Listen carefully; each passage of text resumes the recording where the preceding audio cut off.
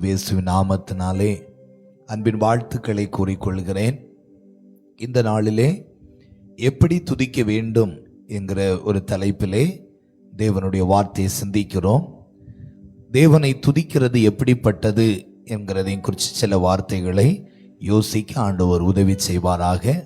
வருகின்ற வாரத்திலே தேவனுடைய ஆவியானவரை குறித்து சில ஸ்தோத்திர ஆலோசனைகளை தியானிக்க ஆண்டவர் உதவி செய்வார். ஸ்தோத்திரம். இந்த ஆவியானவரை குறித்து சில ஸ்தோத்திர வரங்களை குறித்து, அந்நிய பாஷைகளை குறித்து சந்தேகத்தில் இருக்கிற பிள்ளைகளுக்கு நான் ஏற்கனவே பல வருஷங்களுக்கு முன்பதாக ஒரு பதிவு போட்டிருந்தேன். அது கொஞ்சம் தெளிவான ஸ்தோத்திரம், அதாவது வீடியோ கிளாரிட்டியும் வாய்ஸும் அது தெளிவாக அந்த காலத்திலே அது இல்லாததுனால அது ஒரு விசை கூட அதை புதுப்பித்து சில வார்த்தைகளுடைய சேர்த்து அந்த ஆவியானவரை குறித்து, ஆவியானவன் வரங்களை குறித்து தியானிக்க கர்த்தர் நமக்கு உதவி செய்வாராக. இந்த நேரலையில் இணைந்திருக்கிற தேவ பிள்ளைகளுக்காக ஆண்டவரை ஸ்தோத்தரிக்கிறேன்.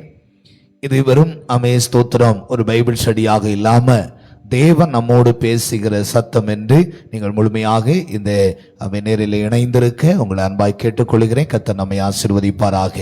எப்படி துதிக்க வேண்டும் என்கிற ஒரு ஸ்தோத்திரம் 12 விதமான காரியங்களை தியானிக்கலாம். துதிக்கிறது எப்படிப்பட்டது என்பதை குறித்து தியானிக்க ஆண்டவர் உதவி செய்வாராக.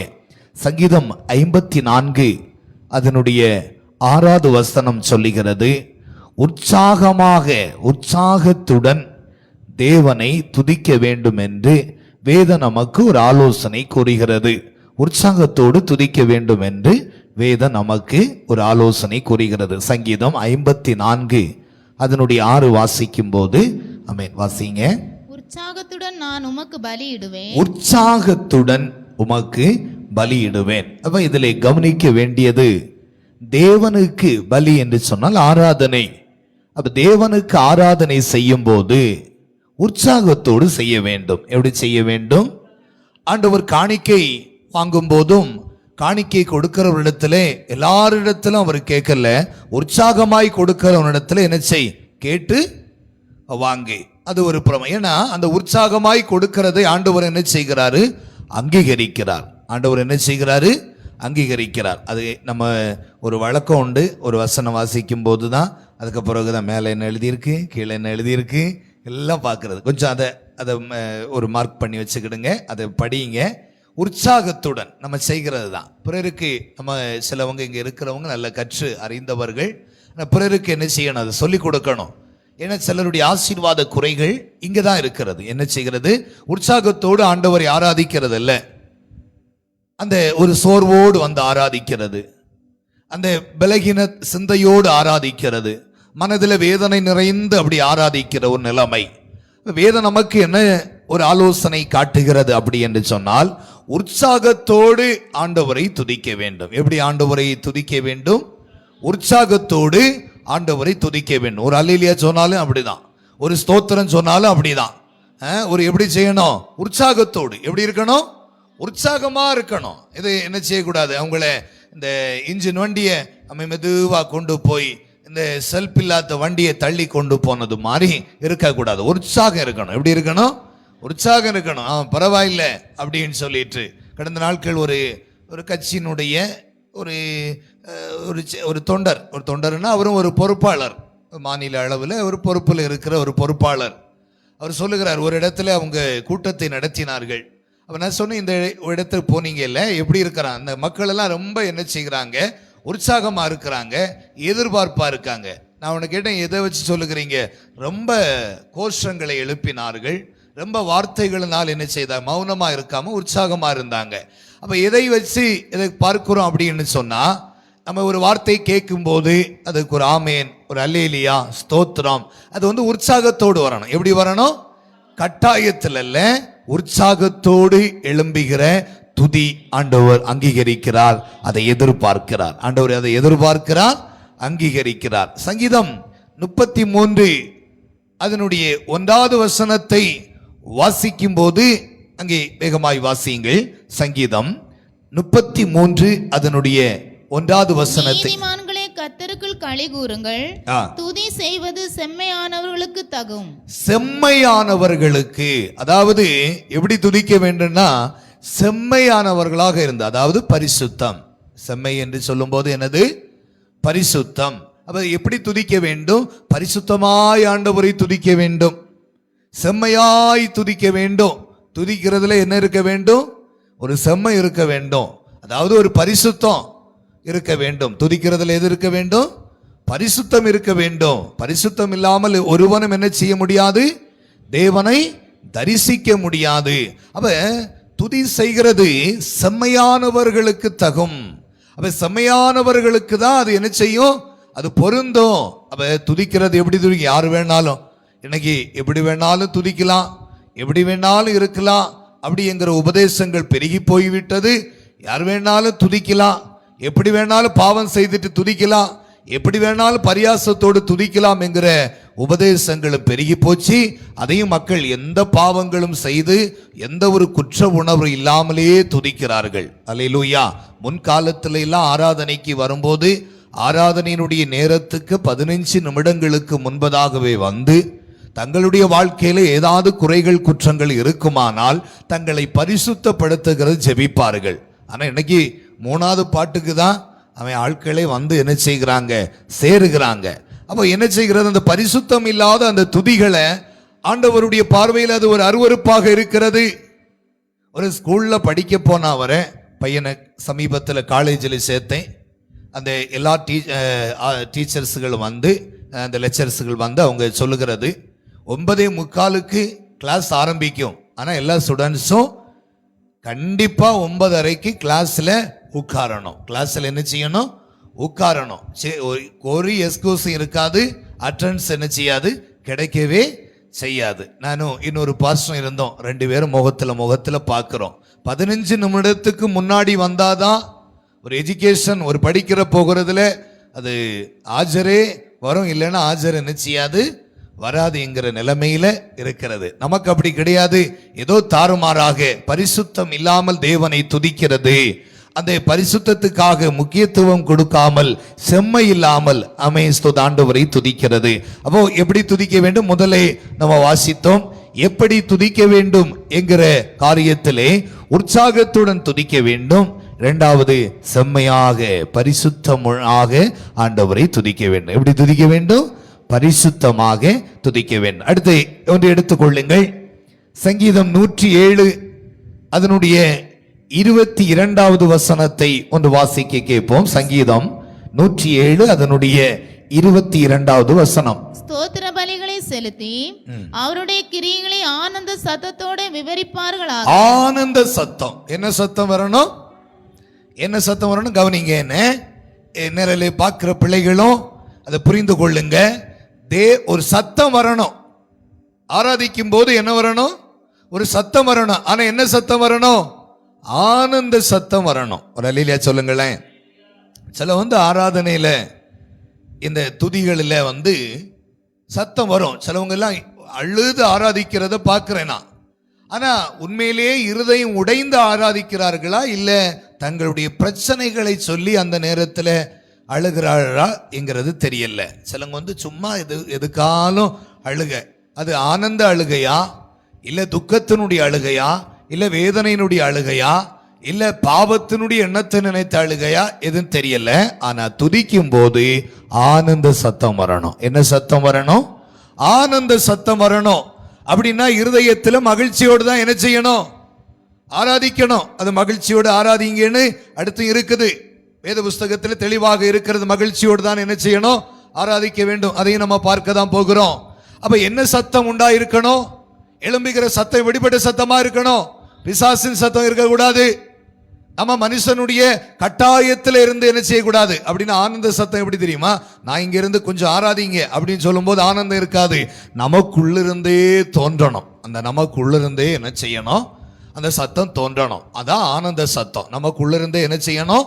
தோன்றணும் ஆனந்தமா. அதாவது அந்த மகிழ்ச்சி, தேவனை ஆராதிக்கிறோம் என்கிறது.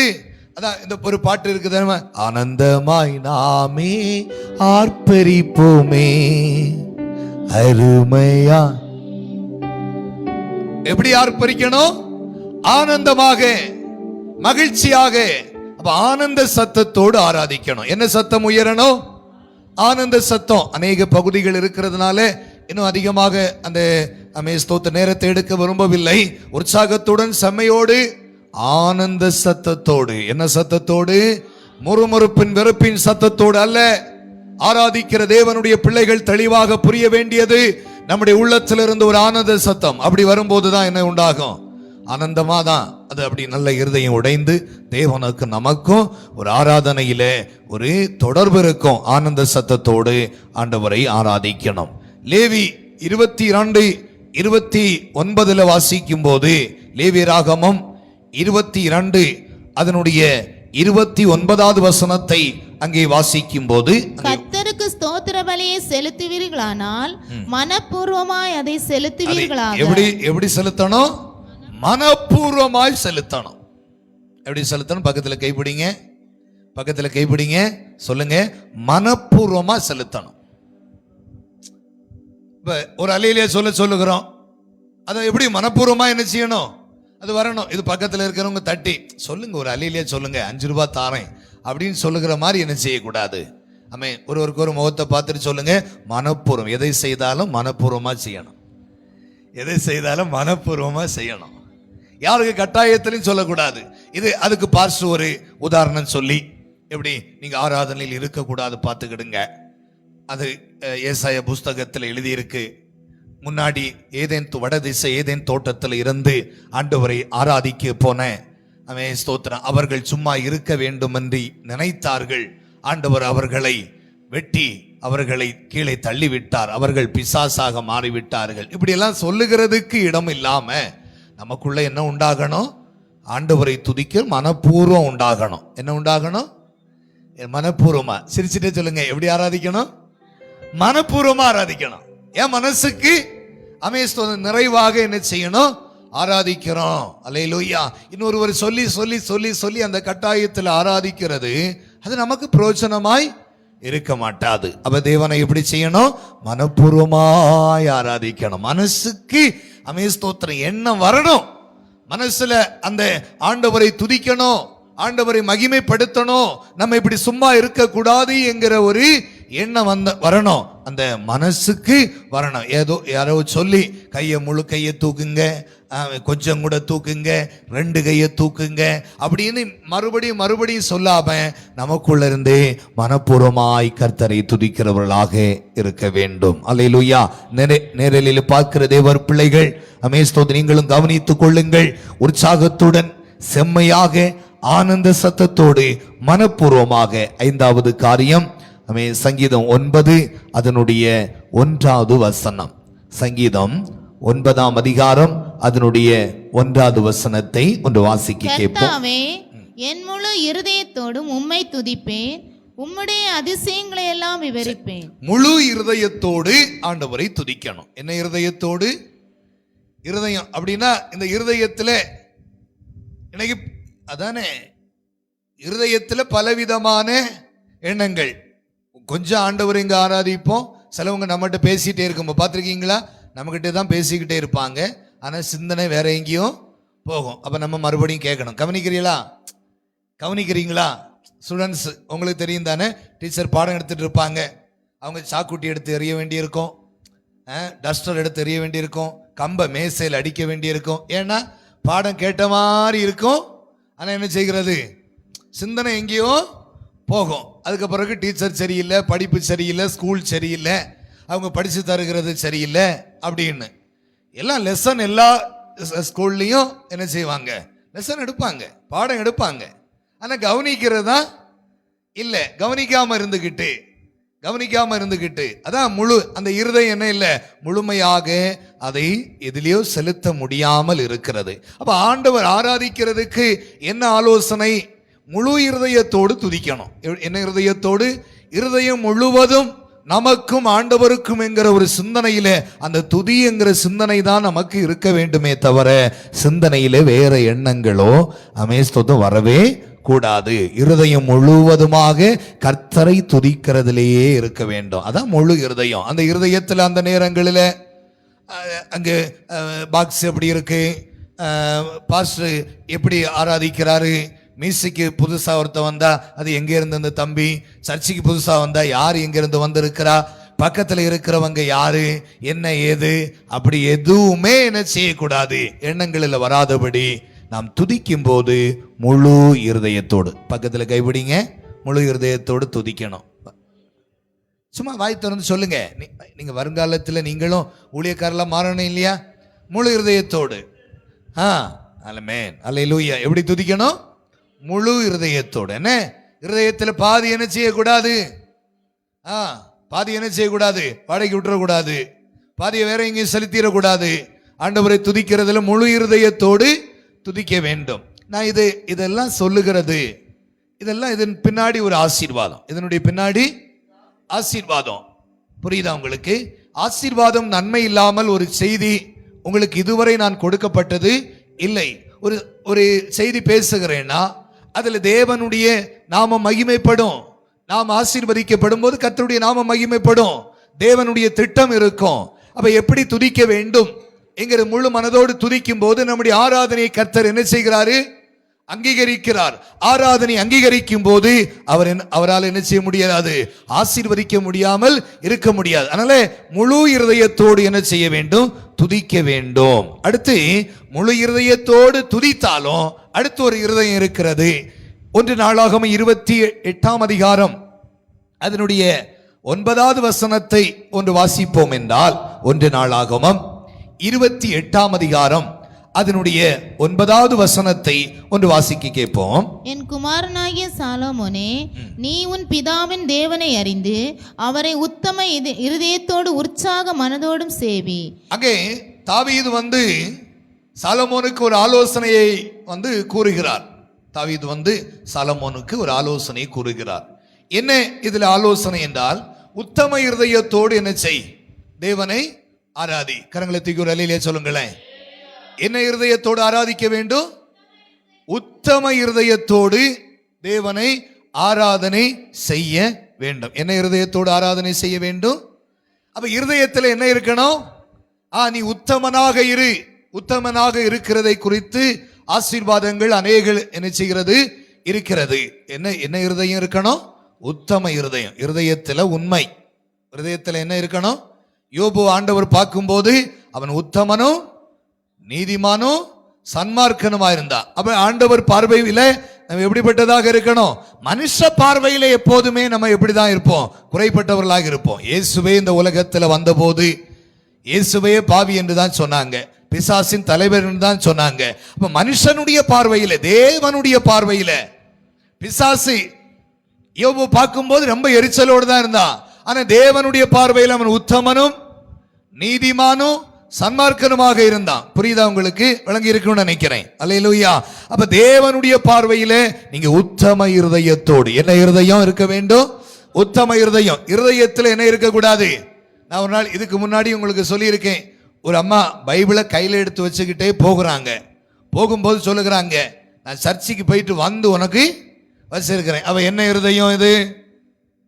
என்ன இருதயம்? அந்த பொல்லாத இருதயம். ஆண்டவரை ஆராதிக்க போகிறாங்க, பெரிய சபையில போகிறாங்க, வருடங்களாக பழக்கம் உள்ள சபையில போகிறாங்க.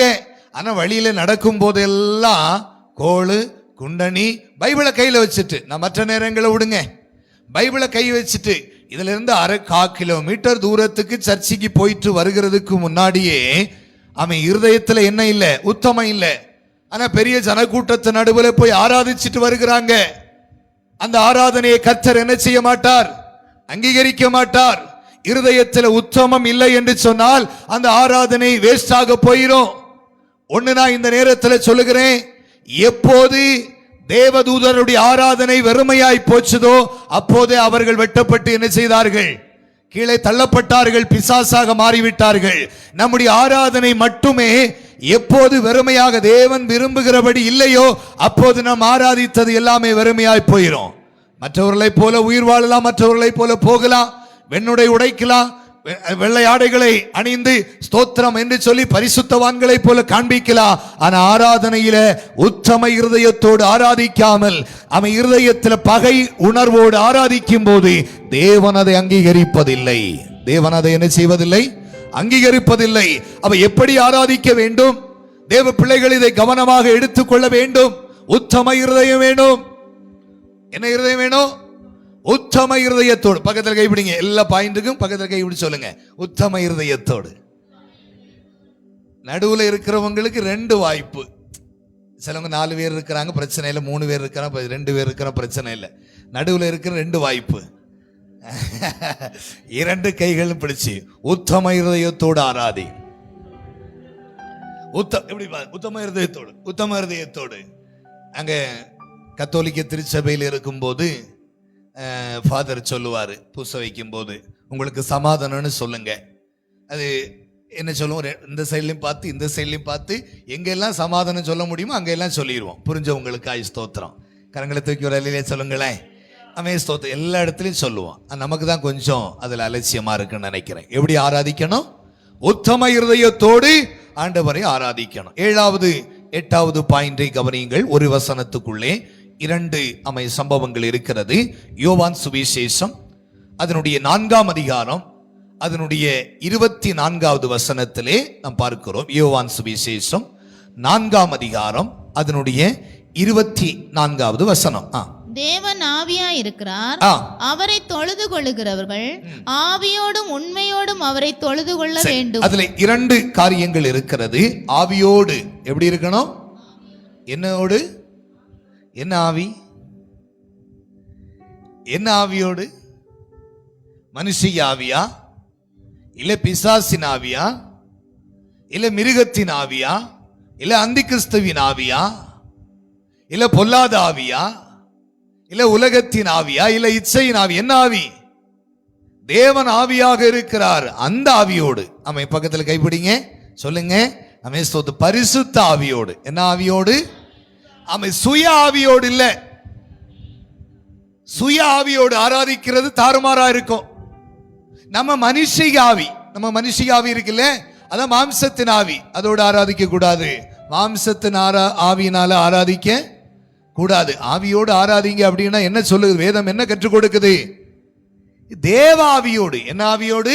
தேவன் ஆவியாய் இருக்கிறார், அவரை தொழுது கொள்ளுகிறவங்க எப்படி இருக்கணும்? பரிசுத்த ஆவியின் நிறைவோடு ஆராதிக்கணும். என்ன ஆவியோடு ஆராதிக்கணும்? பரிசுத்த ஆவியின் நிறைவோடு ஆராதிக்கணும். பிசாசின் ஆவியோடு அல்ல. பிசாசின் ஆவியோடு ஆராதிக்கிற கூட்டத்துல எல்லாம் பாத்தீங்கன்னு சொன்னா என்னெல்லாமோ சத்தம் உயருது. என்னெல்லாமோ சத்தம் உயருது. லோக்கல் லாங்குவேஜ், தேவையில்லாத அந்த என்ன சொல்லுகிறதுக்கு, ஒரு கூட்டத்தில் பேச முடியாத பாஷைகள் எல்லாம் பேசப்படுகிறது. ஆக்சன் அப்படி இருக்கிறது, ஆடைகள் அப்படி இருக்கிறது, புகைகள் அப்படி இருக்குது, லைட் அப்படி இருக்கிறது. அதுக்கும் இன்னைக்கு தாறுமாறுமான ஆராதனைக்கு கிறிஸ்தவ பெரிய பெரிய தலைவர்களே என்ன செய்ய அறிமுகப்படுத்தி போங்க இந்த கூட்டத்துக்கு என்று சொல்லுகிற நிலைமை வந்து கொண்டிருக்கிறது. தேவனை ஆராதிக்கிறது ஸ்தோத்திரம் ஒலியோ ஒளியோ அந்த மாதிரி சத்தங்கள் அல்ல. தேவனை ஆராதிக்கும் ஒளி இல்லைன்னாலும் பிரச்சனை இல்லை. தேவ ஆவி இல்லாம ஒரு ஆராதனை ஸ்தோத்திரம் அப்படிப்பட்ட ஆராதனை இருக்கக்கூடாது. அல்லேலூயா. ஆவியானவர் இல்லாம ஒரு ஆராதனை ஆராதித்தா அது எல்லாமே எப்படிதான்? ஸ்தோத்திரம். இந்த மாடு பிடிக்கிறதுக்கு ஒரு போட்டி நடக்கும். அப்போ மாடு உள்ள இருந்து வரும்போது நான் நேரடியா பார்த்துருக்கிறேன். எல்லாரும் எப்படி இருப்பாங்கன்னா, பாத்தீங்களா, மாடு பிடிக்க வரும்போது இப்படி இருப்பாங்க. அதே மாதிரி இருக்கிறாங்க ஒரு இடத்துல. நம்ம பாண்டிவள சர்ச்சில் இல்லைங்க, நான் சொன்னேன். கரங்களை தூக்கி ஒரு அலையில சொல்லுங்களேன். எப்படி இருக்கணும்? மகிழ்ச்சியோடு இருக்கணும். எப்படி இருக்கணும்? மகிழ்ச்சியோடு. இந்த வார்த்தையை கேட்டு உள்ள அப்படி என்ன செய்யணும்? தேனை ஊற்றி தரும்போது எப்படி இருக்கும்? எப்படி இருக்கும்? மகிழ்ச்சியா இருக்கும் இல்லையா? அதே மாதிரி பாவக்காய் தண்ணி தரல, நான் ஆலோசனையா சொல்லுகிறேன். எப்படி இருக்கணும்? ஆவியோடு. என்ன ஆவியோடு? பரிசுத்த ஆவியோடு. அதுதான் ஆண்டவர் இயேசு இந்த உலகத்தில் இருந்த காலத்தை விட்டு மரித்து உயிரோடு எழும்பி எருசலேமிலே காத்திருங்கள், மார்க்கனுடைய மேல் வீட்டாரையில காத்திருங்கள் சொல்லிட்டு பரிசுத்த ஆவியை ஊற்றி கொடுத்தார். இனி இந்த பலத்தோடு என்ன செய்யணும்? அந்த ஆவியினால தான் ஆராதிக்கணும். சும்மா மாமிச பலத்துல போய் 2 பாட்டை பாடி கீபோர்டு இல்லைன்னா இது ஆராதிச்சுட்டே இருப்பாங்க. திடீர்னு கரண்ட் போச்சுன்னு நினைச்சுக்கிடுங்க. திடீர்னு கரண்ட் போச்சுன்னு நினைச்சுக்கிடுங்க. இல்ல சீட்டில் ஏதாவது நம்ம மேலே சீட்டானதுனால ஃபால் சீலிங் போட்டிருக்கிறோம், மேலே சீட்டானது இந்த சத்தம் வரும். எப்படி அந்த பக்கத்தில் ஒரு தென்னை மரம் இருக்கிறதுனால அதுல இருந்து ஏதாவது உழும். அப்போ உடனே அது பார்க்க என்ன விழுந்துச்சு, ஆராய்ச்சி. புரியுதா? ஆராய்ச்சி. இது ஆவியின் நிறைவு. அல்லேலூயா, ஆமே, ஸ்தோத்திரம். இந்த மாதிரி நிலைமைகளை அப்படி இருக்குதுன்னா, இல்ல ஆவியின் நிறைவோடு ஆராதிக்க முடியல, அந்த மாம்ச சிந்தனை தான் வருது அப்படின்னு இருக்குதுன்னா, ஆண்டவர்கிட்ட நல்லா ஜெபிக்கணும். ஆண்டவரே, ஒரு ஆவியின் நிறைவோடு ஆராதிக்க முடியல அப்படின்னு சொல்லிட்டு ஏசப்பாட்ட என்ன செய்யணும், கேட்கணும். அப்ப எப்படி ஆராதிக்கணும்? ஆவியோடு. அடுத்து எப்படி? உண்மையோடு. அடுத்து என்னது? அதே வசனத்துல எப்படி ஆராதிக்கணும்? உண்மையா ஆராதிக்கணும். ஆராதனை முடிஞ்சு, ஆண்டவரே எனக்கு நான் உண்மையா ஆராதிச்சனா அப்படின்னு நமக்கு நாமே கேள்வி எழுப்பணும். ஆண்டவர்கிட்ட கேட்கணும், உண்மையா ஆராதிச்சனா? சில இடங்களில் ஆராதனையே எவ்வளவுதான் இருக்குது. ஒரு கோரஸ் பாட்டு, அடுத்து ஒரு ஏதாவது ஒரு பாட்டு, 10 நிமிஷம் 15 நிமிஷம். எத்தனை நிமிஷம்? பாட்டெல்லாம் சேர்த்து சொல்லுகிறேன், 10 நிமிடம் இல்ல 15 நிமிடம், அவ்வளவுதான் ஆராதனை. அதுக்கப்புறம் ஆராதனை இல்ல. நான் சமீபத்தில் ஒரு சர்ச்சைக்கு போயிருந்தேன், 1.5 மணி நேரம் ஆராதிச்சாங்க. 1.5 மணி நேரம் ஆராதிச்சாங்க. ஆராதனை அப்படியே என்ன செய்யுது, ரொம்ப சந்தோஷமா இருந்துச்சு.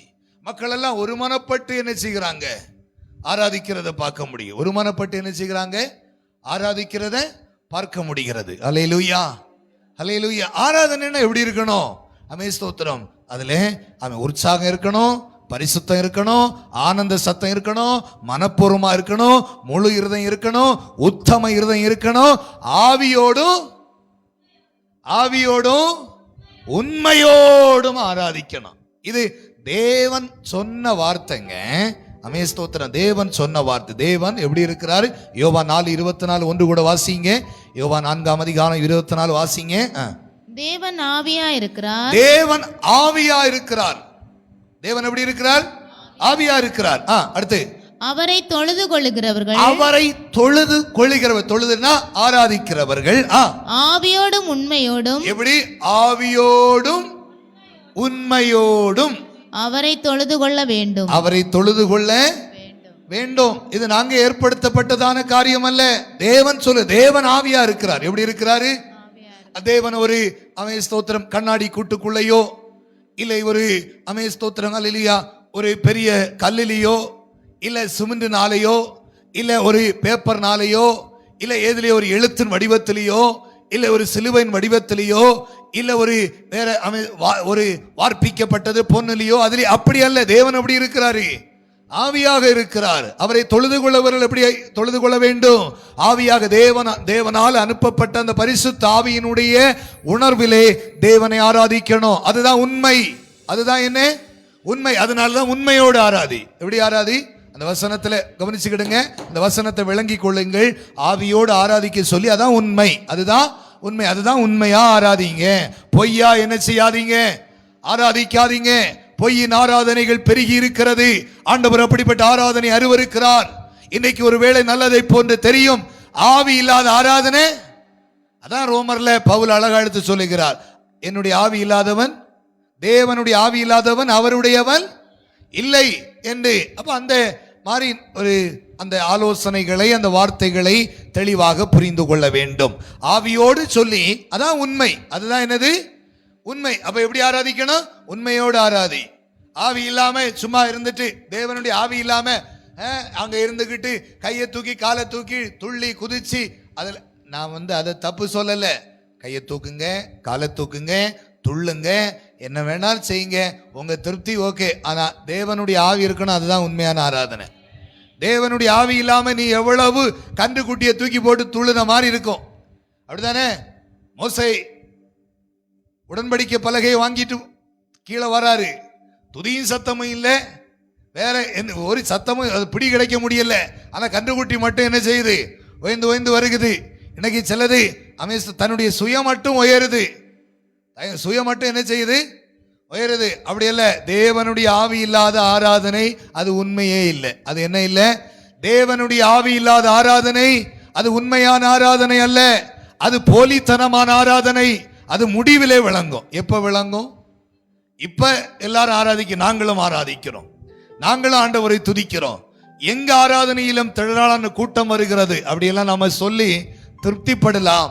நாம் கரங்களில் எழுதி கொடுக்கப்பட்ட வேத வசனங்களுடைய ஆதாரங்களை வைத்துதான் ஆண்டவர் நியாயம் தீர்ப்பார். ஆவியோடு உண்மையோடு ஆராதிக்க சொன்னேனே, எப்படி ஆராதித்த? எனக்கு மைக்கு நான் சொல்லுகிறது அவ்வளவு, நான் ஆவிக்குரிய சபைகளை சொல்லுகிறேன். மற்றவர்களை அமைஸ்தோது சொல்லுகிறதுக்கோ நியாயம் இருக்கிறதுக்கோ நமக்கு உரிமை இல்லை. கீபோர்டு நின்றுட்டுனா ஆராதனை நின்றோம், உண்மை இல்லை. ஆவியானவர் வந்துச்சுன்னா ஏதாவது பிடிச்சு நிறுத்த முடியுமா?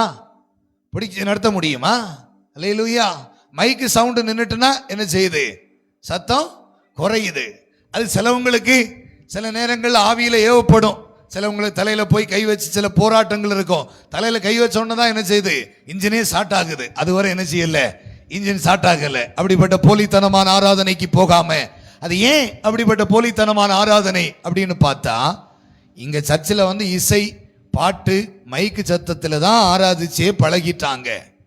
ஆனா அதிகமா அந்நிய பாஷையில பேசி ஆராதிக்க வேண்டியது எங்க? சபையை பார்க்கலும் வீடுகளில் தனியா இருக்கும்போது தான் அந்த ஆராதனை என்ன செய்யணும்? நீங்களும் தேவனுக்கும் உள்ள சத்தம் உயர வேண்டியது, அந்நிய பாஷையில பேச வேண்டியது சபையை விட தனி நேரங்களில் தான் ஸ்தோத்திரம் அந்நிய பாஷையில ஆராதிக்கணும். ஆனா என்ன செய்யுது? பிரமாணம் அப்படிதான். ஆனா ஊழியக்காரர்கள் சபையில அந்நிய பாஷை பேசுகிறதுக்கு அதிகமாக உற்சாகப்படுத்துகிறதுனுடைய காரணம் என்னன்னா, இவங்க தாங்கள் வீடுகளில் அதை செய்ய மாட்டார்கள்.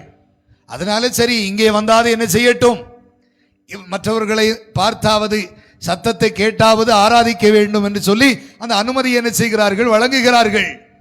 ஆனா என்ன செய்யுது? வீடுகள் தனியா இருந்து என்ன செய்யணும்? என்ன ரகசியங்கள் பேசுகிறோம். என்ன பேசுகிறோம்? ரகசியம் பேசும்போது தனியா தானே பேசணும். நமக்கு ஒரு போன் வருது, ரகசியம் பேச போறோம். கூட்டத்தில் இருந்தா பேசும். 1 கொரிந்தியர் 14ஆம் அதிகாரத்தில் என்ன சொல்லுகிறது? ஒருவன் அந்நிய பாஷையில் பேசுகிறவன் என்ன செய்கிறான்? அவன் ரகசியங்களை பேசினாலும் அவன் பேசுகிறது ஒருவரும் அறியாது இருக்கிறபடினால் அவன் யாரோடு பேசுகிறான்? சரி, இந்த கூட்டத்தில் நம்ம ஒரு கூட்டத்தில் சேர்ந்து 10 பேர் இருக்கிறோம். உங்க புருஷன் இல்ல மனைவி இல்ல உங்களுக்கு வேண்டப்பட்டவங்க ஒரு முக்கியமான ஒரு தொலைபேசி தொடர்பு வருகிறது. என்ன செய்வீங்க? கூட்டத்தில் இருந்தே பேசுவீங்களா? ஒரு 5 லட்சம் ரூபா உங்களுக்கு வருது, கூட்டத்தில் இருந்து பேசுவீங்களா? 5 லட்சம் ரூபாயா போட்டுக்கிடுங்க அப்படின்னு சொல்லுவீங்களா? அடுத்த நிமிஷம் 4.25 லட்சம் ரூபாய்க்கு கடன்காரன் நிற்பான். அக்கா 5 லட்சம் ரூபா வருதுல, நாளைக்கு தாரேன்னு. என்னைக்கு தாரேன்?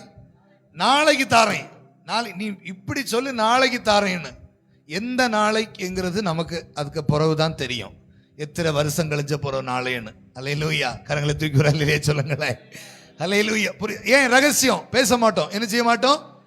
பேச மாட்டோம். தனியா தான் போய் பேசுவோம். அப்ப ரகசியங்கள் பேசுகிறதுக்கு நம்ம தனியான இடம். ஆனா என்ன இல்லை, ஆவிக்குரிய சபையினுடைய போதகர்கள் எல்லாம் சரி அவங்க வீட்டில் பேச மாட்டாங்க. அதனால சபையில் என்ன செய்கிறாங்க? அனுமதி கொடுக்கறாங்க. அது அப்படிதான். புரிஞ்சுதான் உங்களுக்கு? எல்லாத்துக்கும் ஒரு தெளிவு ஒழுங்கு இருக்குது. அதான் ஆவியோடும் உண்மையோடும் என்ன செய்யணும்?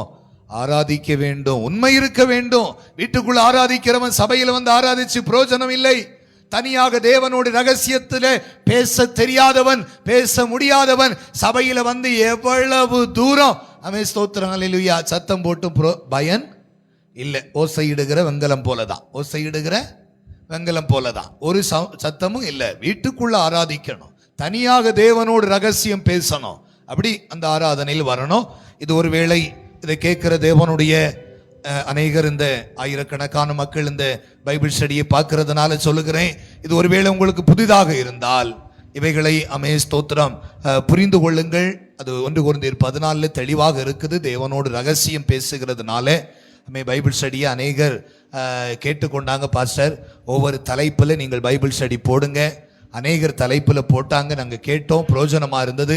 நீங்களும் போட்டீங்க, பிரயோஜனமாக இருந்தது, போடுங்க அப்படின்னு சொல்லிட்டு நம்முடைய விசுவாச பிள்ளைகளும் இங்கே சிலவங்களுக்கு சர்ச்சைக்கு வர முடியாத இரவு நேர வேலைகளில் இருக்கிறவங்க, வெளிநாட்டில் இருக்கிறவங்க இதை கேட்டு பயனடைகிறாங்க.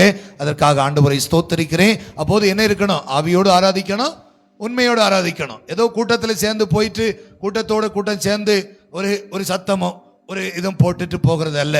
தேவனோடு ரகசியம் பேசணும். அதுதான் அவர் அல்லேலூயா சொல்லுங்களேன். சரி, அடுத்து உபாகமம் 28ஆம் அதிகாரம் அதனுடைய 47, உபாகமம் 28 அதனுடைய 47.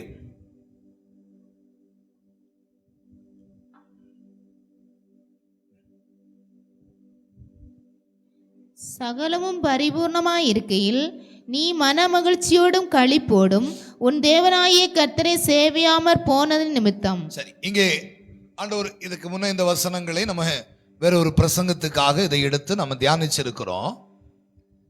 சகலமும் பரிபூர்ணமாக இருக்கும் போது தேவனாகிய கர்த்தர் என்ன செய்யல?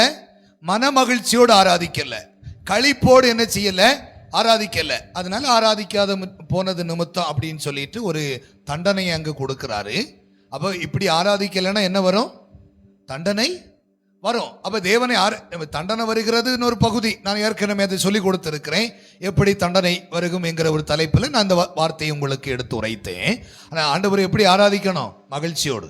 எப்படி ஆராதிக்கணும்? மகிழ்ச்சியோடு. முகத்துல ஒருத்தன் மகிழ்ச்சியோடு இருக்கிறான், இவன் வந்து ஹாப்பி மூட்ல இருக்கிறான் அப்படின்னு சொன்னா இவனை பார்த்தா தெரியும் தானே? தெரியுமா தெரியாதா? அப்ப அகத்தின் அழகு முகத்தில் உள்ள இருக்கிற மகிழ்ச்சி. நம்ம ரொம்ப சந்தோஷமா இருந்தவொடனே என்ன ரொம்ப மகிழ்ச்சியா இருக்கிறீங்க போல கேட்பாங்களே இல்லையா? அப்ப தேவனை ஆராதிக்கிறது எப்படியா? சிலவங்க வந்து ஆண்டவர் ஆராதிக்கிறது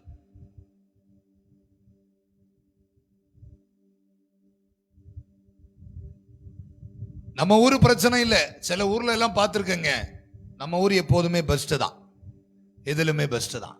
சில ஊர்ல எல்லாம் பார்த்துருக்கிறேன், பைபிளும் கையுமா நடப்பாங்க, பயங்கரமான விசுவாசிகளா இருப்பாங்க, ஒரு மகிழ்ச்சி இருக்காது. அல்லேலூயா சொல்லுங்களேன். அல்லேலூயா. முகத்துல கீழடப்பா ஏறி போன மாதிரி தான். பாஸ்டர் அங்க இருந்து நல்லா ஆராதிங்க, சந்தோஷமா ஆராதிங்க அப்படின்னு சொன்னாலும், அது பெரிய பாஸ்டர் சொன்னாலும் சரி, சீப் பாஸ்டர் சொன்னாலும் சரி, முகம் அம்பிடும். எப்படி இருக்கும்? தேனீச்சி கொத்தன முகத்தை மாறிதான்.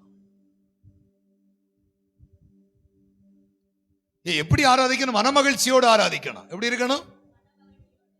நம்ம சர்ச்சில் சில பிள்ளைகள் எல்லாம் பார்த்துருக்கிறேன், அவ்வளவு ஹாப்பியா ஆராதிப்பாங்க. ரொம்பவே நான் சில உங்களை வாலிப பிள்ளைகளையும் பார்த்துருக்கிறேன், யாரையும் பார்க்க மாட்டாங்க. நான் சில சர்ச்சில் எல்லாம் இருக்கும்போது வாலிப பிள்ளைகளை போய் சொல்லணும், எப்ப ஆராதிப்பா எப்ப ஆராதிப்பா அப்படின்னு என்ன செய்யணும்? சொல்லணும். எனக்கு செம்பராம்புதூர்ல ஆரம்பத்தில் அப்படி இருந்துச்சு. ஆனா பிள்ளைகள் எல்லாம் அந்த அபிஷேகத்தின் நிறைவு, அந்த ஆவியினுடைய நிறைவு, தேவ அன்புல வந்த பிறகு நான் என் மனைவியும் ரொம்ப கஷ்டப்பட்டிருக்கிறோம் ஆராதனை நிறுத்துறதுக்கு. பிறகு வாலண்டியர்ஸ் வச்சு ஒவ்வொரு சைடா நிறுத்த சொல்லுவோம். அது நடந்துச்சு. பிள்ளைகளை போய் நிறுத்துங்க நிறுத்துங்க, நிப்பாட்டுங்க நிப்பாட்டுங்க, போதும் டைம் ஆகுது அப்படின்னு நிப்பாட்ட வச்சிருக்கிறேன். ஆனா ஆரம்பத்தில் எனக்கு அந்த இது கஷ்டம் இருந்துச்சு. பிள்ளைங்களை ஏமா கையை தூக்குமா, ஸ்தோத்திரம் பண்ணுமா அப்படின்னு. ஆனா அந்த தேவ அன்பு, அந்த ஆவியின் நிறைவு அந்த பிள்ளைகளுக்குள்ள வந்த பிறகு அதை நான் ரொம்ப அதை வந்து ஸ்தோத்திரம், அந்த ஆராதனையை இழந்து போன அனுபவங்களை நான் பார்க்கிறேன்.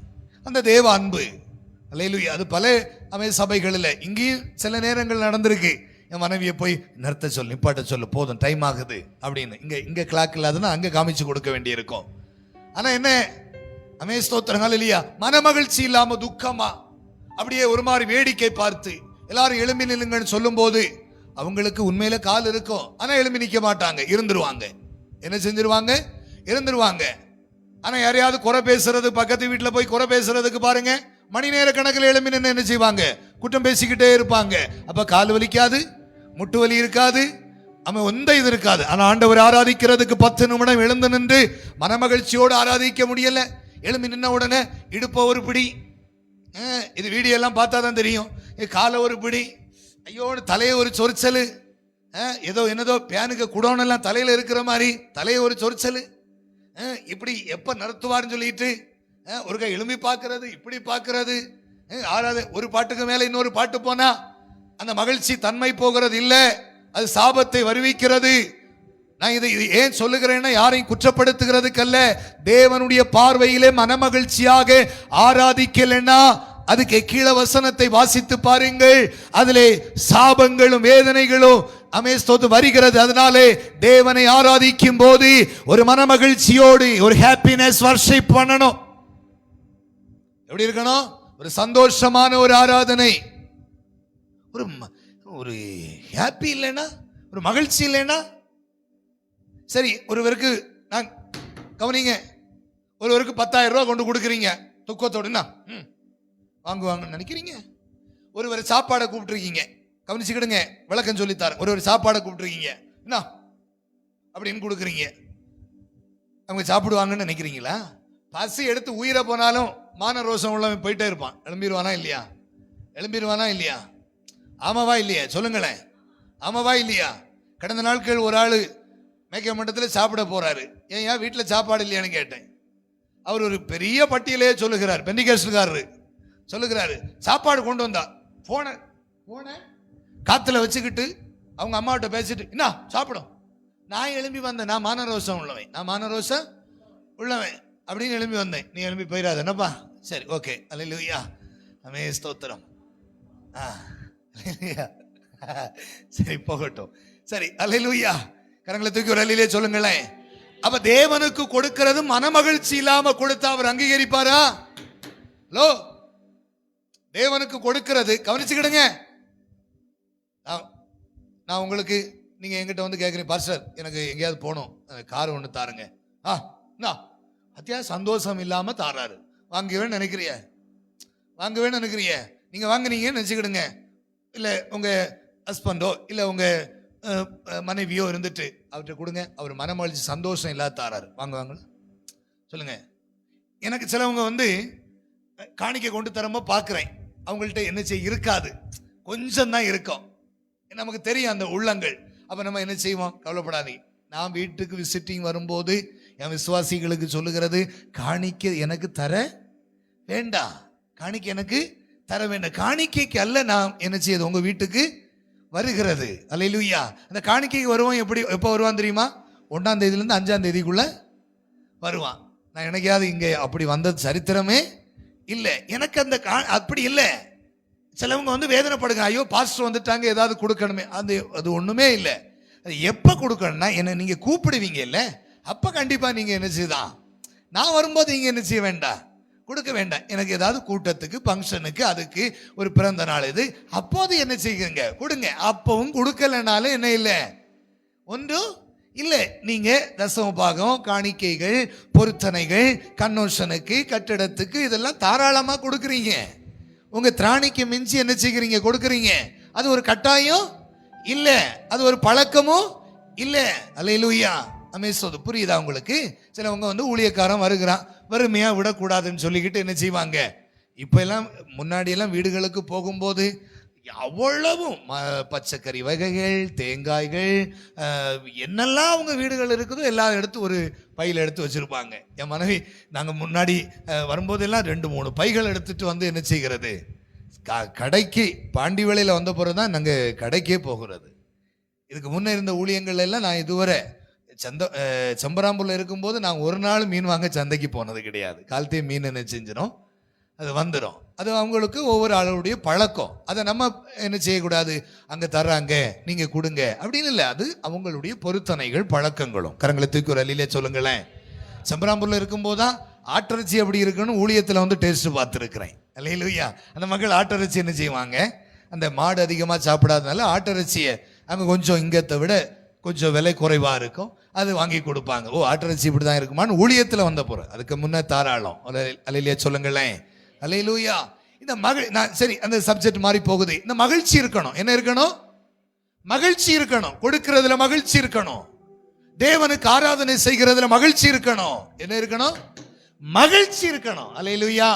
மகிழ்ச்சியோட அடுத்த வசனத்தை வாசிமா, என்ன சொல்லுதுன்னு பார்ப்போம்.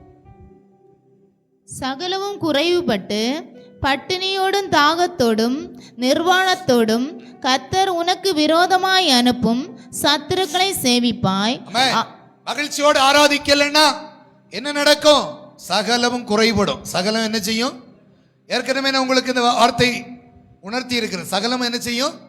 குறைபடும். அடுத்து, அவர்கள் உன்னை அழித்து தீரும் மட்டும். மேல இருந்து தொடக்கத்திலிருந்தே வாசி. சகலமும் குறைபட்டு, சகலமும் குறைபட்டு பட்டினியோடும், பட்டினி ஆயிருவ. மகிழ்ச்சியோடு ஆண்டவரை ஆராதிக்கலன்னா என்ன ஆயிருவ? பட்டினி. ஏன் ஒருத்தன் போதகர் சும்மா பாக்ஸ கட்டி மைக்க கட்டி இப்படி ஆராதி அப்படிங்கிறது பைபிள் ஸ்டடியில சொல்லி தருகிறான்? ஏன் நீ மகிழ்ச்சியோடு முகத்தை தூக்கி நீ தேனிச்சு கொத்தின முகத்தோடு இஞ்சி தின்ன குரங்க மாதிரி அப்படி எல்லாம் சொல்லுவாங்க தானே? ஏன் இஞ்சி தின்ன குரங்க மாதிரி இருக்கிற, ஏன் பேய மாதிரி இருக்கிற அப்படி எல்லாம் சொல்லுவாங்களே, ஏன் சொல்லுகிறேன்? நீ பட்டினி ஆயிடக்கூடாது, ஆண்டவர் உனக்கு எதிராக மாறிடக்கூடாது, நீ அந்நிய தேசத்தில் அடிமையாயிடக்கூடாது, நீ வியாதிப்பட்டுடக்கூடாது, அது படக்கூடாது என்பதை எச்சரிக்கிறதான் தேவனுடைய ஊழியக்காரன். உங்க பிள்ளை அங்க ஒரு தீ எரிஞ்சிட்டு இருக்கு, இல்லைன்னா ஒரு பள்ளம் கிடக்கு, எப்படி கூப்பிடுவான்? ஏய் ஒழுங்கா போடா, அப்படி போடா, இப்படி கூப்பிடுவானா இல்லையா? ஏன்? தன்னுடைய ஆடுகள் மேலே தன்னுடைய பிள்ளைகள் மேலே அன்பு இருக்குன்னா அவன் எச்சரிப்பான். அதுக்கு மீறி போனான்னா திட்டுவான், அதுக்கு மீறி போனான்னா அடிப்பான். ஆமாவா இல்லையா? தன் பிள்ளைகளை நேசிக்கிறவன் தன் மந்தையை காக்கிறவனுக்குடைய மேய்ப்பனுக்கு தான் தெரியும் தன்னுடைய மந்தைகளை குறித்து. அவன் திட்டதான் செய்வான்.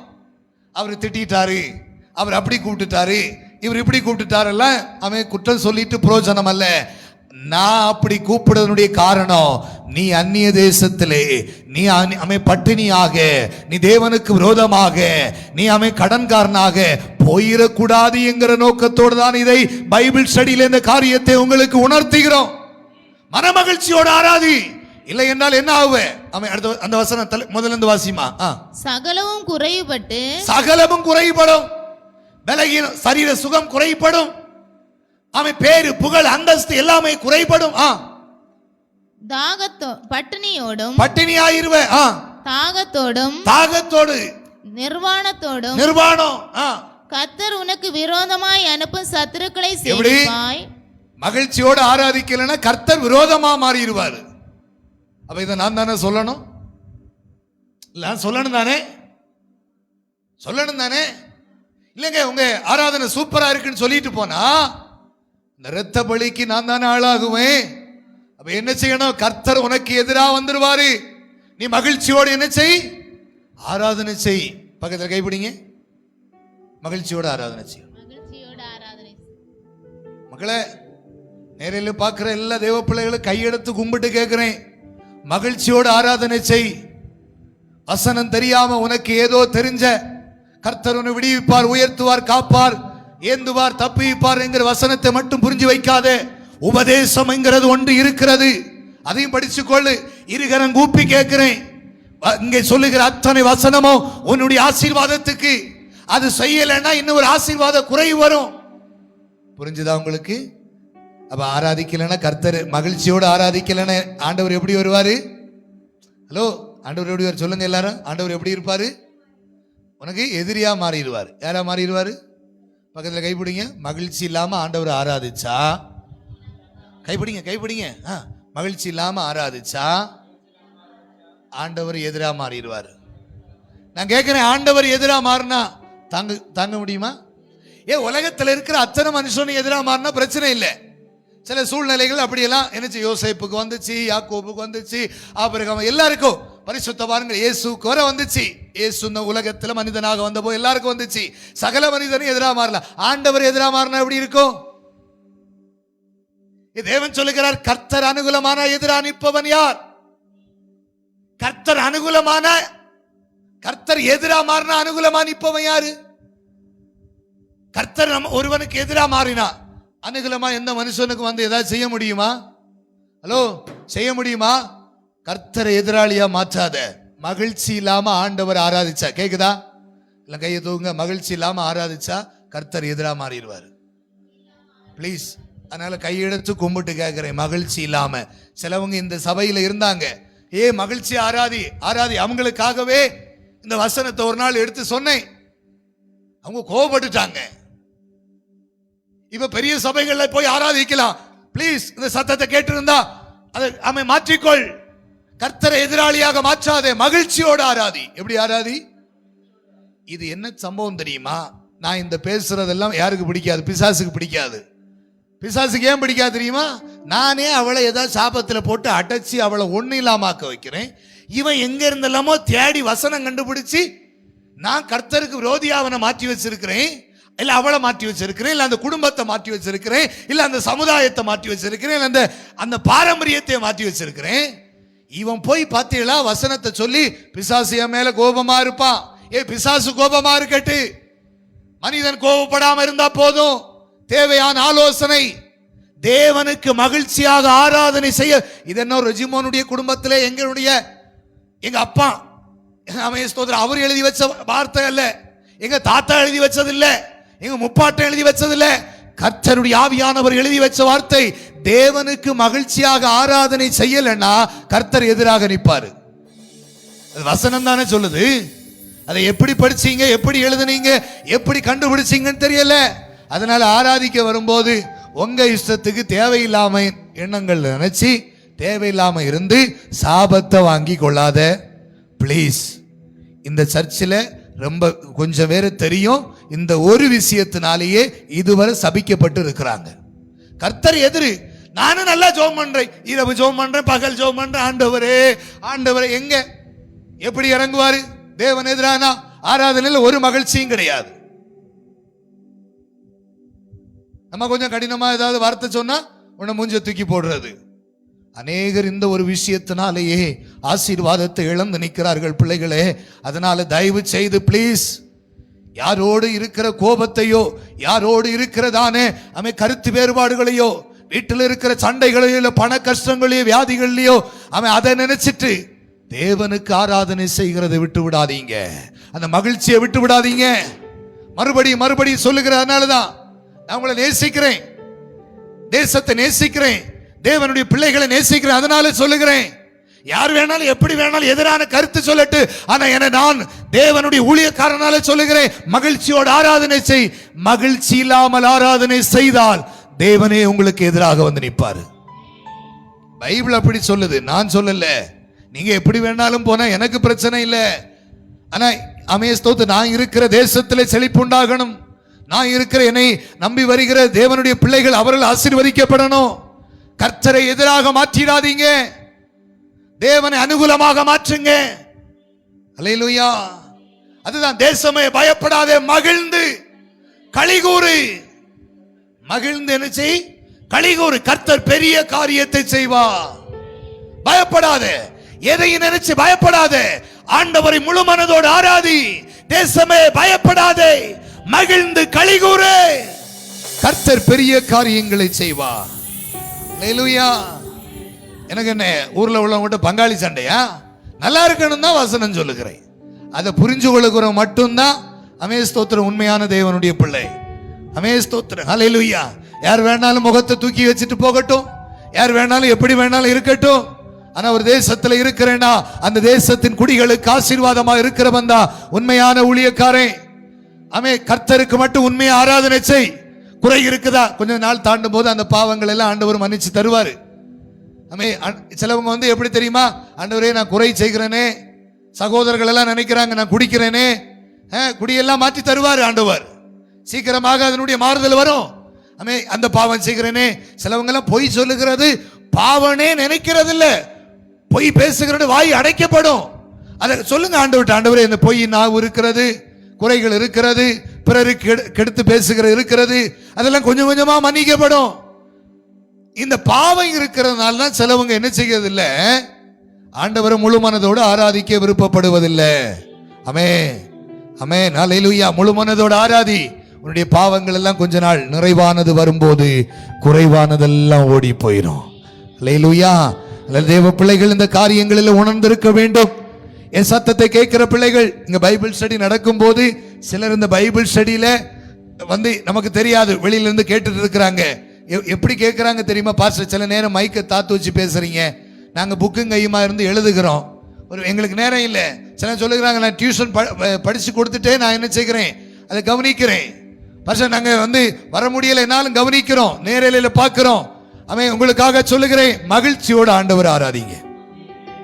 எப்படி ஆராதிங்க? வேதனை இருக்கு உங்களுக்கு, துக்கம் இருக்கு உங்களுக்கு, ஏதோ ஒரு காரியம் இருக்கு, அதை விட்டுருங்க. ஆண்டவர்கிட்ட வரும்போது அதுக்குதான் ஒரு 10 நிமிஷம் 15 நிமிஷத்துக்கு முன்னாடி நல்மனம் பொருந்து, குறைகள் இருக்கக்கூடாது, இருந்தனா அதெல்லாம் அறிக்கை செய்து என்ன செய்யணும்? ஆண்டவரை முழு மனதோடு ஆராதிக்க தேடுங்க. புரியுதா? மகிழ்ச்சியோடு. அல்லேலூயா. ஆனந்த களிப்புள்ள உதடுகளா, அல்லேலூயா, போற்றி.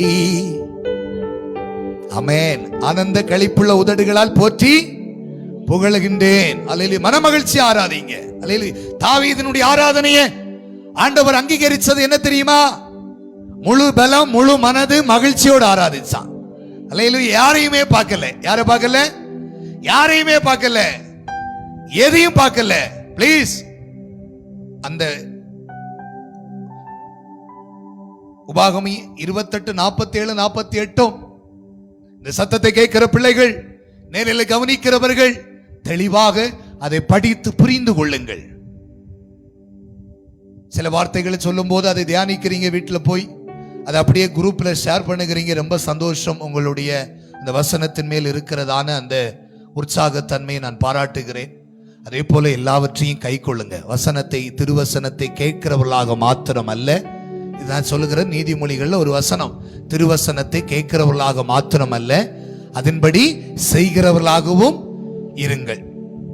வேதத்தை கேளாதபடி தன் செவியை விலக்கிறவனுடைய ஜெபம் அருவருப்பானது. வேதத்தை கேளாதபடி தன் செவியை விலக்குகிறவனுடைய ஜெபம், அப்படின்னா சொல்லட்டுமா? நான் இங்கிருந்து வசனம் சொல்லும் போது நீ சொல்லியா அப்படின்னு நம்ம வேற ஏதாவது சிந்திச்சிட்டு இருந்தா அவனுடைய ஜெபம் அருவருப்பானது. சரி, ஓகே, எவ்வளவுதான், வேற ஒண்ணும் இல்லை.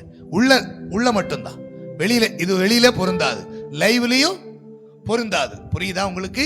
உள்ள மட்டும்தான். வேதத்தை கேட்காதபடி தன் செவியை விலக்கனுடைய ஜெபம் அருவருப்பானது. இன்னைக்கு ஆண்டவர்கிட்ட நம்ம கேட்கணும், ஆண்டவரே வேதத்தை கேளாதபடி நான் செவியை விலக்கி இருக்கிறேன்னா எங்க ஜெபங்கள், அந்த அருவருப்புகள் எல்லாம் மாற்றி தாருங்க, நல்மனம் பொருந்தணும். சரிதா? சரி, ஓகே. எப்ப எப்படி ஆராதிக்கணும்? மன மகிழ்ச்சியோடு, களிப்போடு. எப்படி ஆராதிக்கணும்? களிப்புனா என்ன? அந்த குஷி, என்ன மகிழ்ச்சி, அதான் அது களிப்புனா மகிழ்ச்சி. என்ன அது? என்னது? மகிழ்ச்சியோடு. எப்படி ஆராதிக்கணும்? மகிழ்ச்சியோடு. என்ன அமேஸ்தோத், அதான் மகிழ்ச்சி, களிப்போடு. அடுத்து எபிரேயர்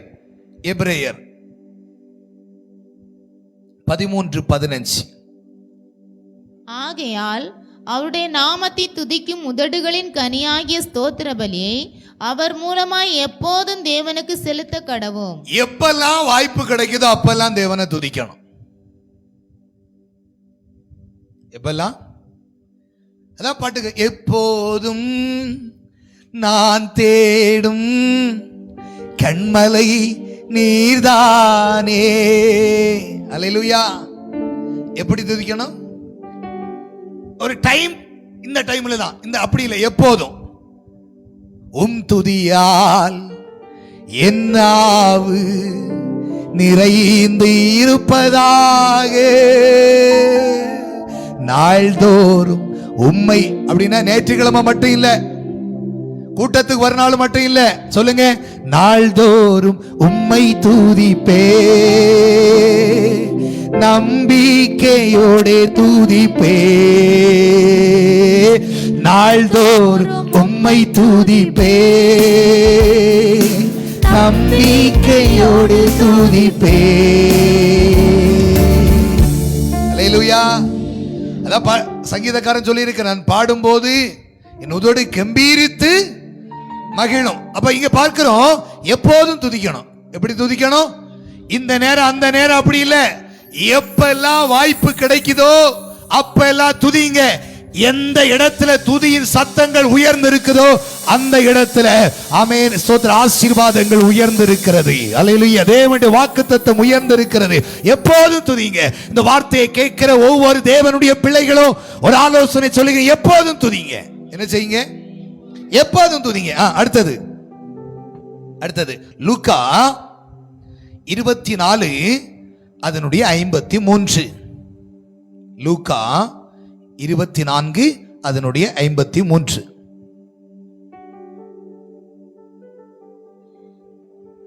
நாடோறும் தேவாலயத்திலே தேவனை புகழ். என்னமா வாசிச்ச?